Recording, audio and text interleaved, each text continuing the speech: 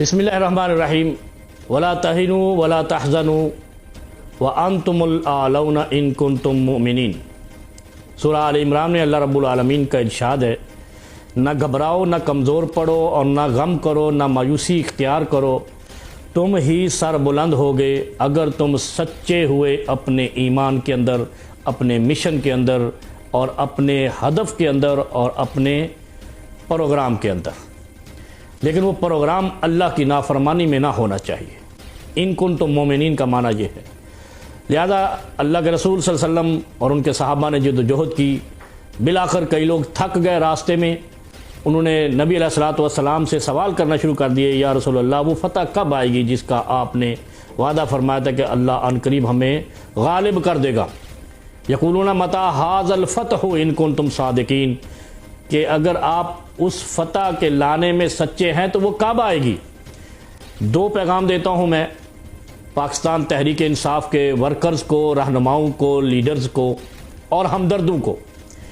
एक तो यह है कि रास्ते में कभी घबराना नहीं है, ये तो अल्लाह ने कुरान में फरमाया है। और हमारे लीडर भी सबसे पहले ये कहते थे कि सबसे पहले आपने घबराना नहीं, क्योंकि अगर सच्चाई पर जिद्दोजहद होगी, वला तहिनु वला तहज़नु, ये इस बात की दलील है कि जो सच्चाई के लिए जिद्दोजहद करेगा उसके ऊपर मसाइब आएंगे, मुश्किलात आएंगी, आजमाइशें आएंगी।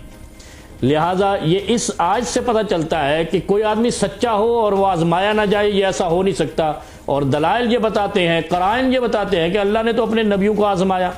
एक बात तो यह है कि पाकिस्तान तहरीक इंसाफ की जद्दोजहद रूल ऑफ लॉ के लिए है, इंसानियत के लिए है, इंसाफ के लिए है, खुददारी के लिए है। और ये पैगाम ऐसा है जो पैगम्बरों का पैगाम है, जो कुरानी पैगाम है। इंसाफ, इंसानियत और खुददारी ये इस्लाम ने सिखाई है। इस्लाम से पहले ग़ुलामी थी, इंसाफ नहीं था।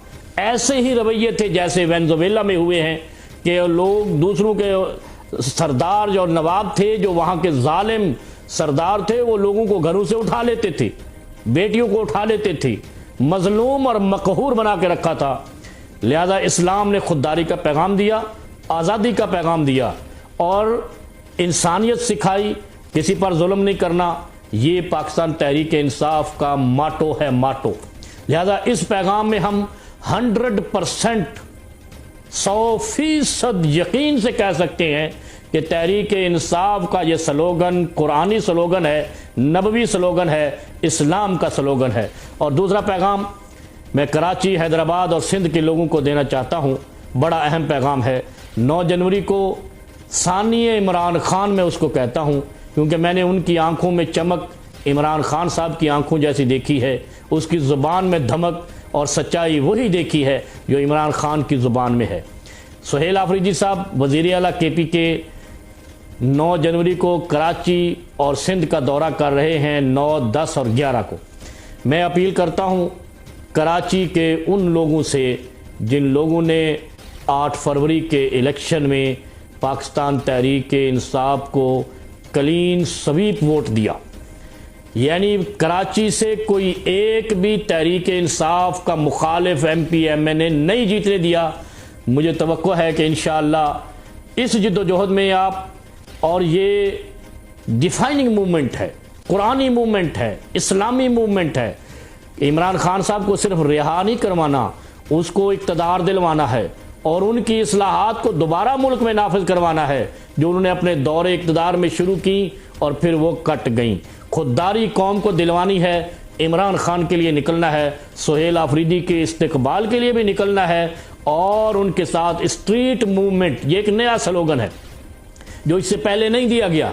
इंशाअल्लाह स्ट्रीट मूवमेंट में कराची का हर पीरो जमा, हर नौजवान सुहेल आफरीदी के हमरा होगा। कि मुझे लग रहा है कि इंशाअल्लाह वो फतह भी आने वाली है जो हमने पानी है, जिसके लिए हम मुश्किलात सह रहे हैं। और वो घबराहट और वो हुज़्न, मलाल, मायूसी और गम हमारे करीब नहीं आना है। और हमने वो काम करना है सुहेल आफरीदी के हमरा कि हमारे जो मुश्किलात हैं वो भी कट जाएं और हमारा लीडर इमरान खान भी रिहा हो। खान के लिए दुआ करें और PTI सोशल को सपोर्ट करें। शुक्रिया।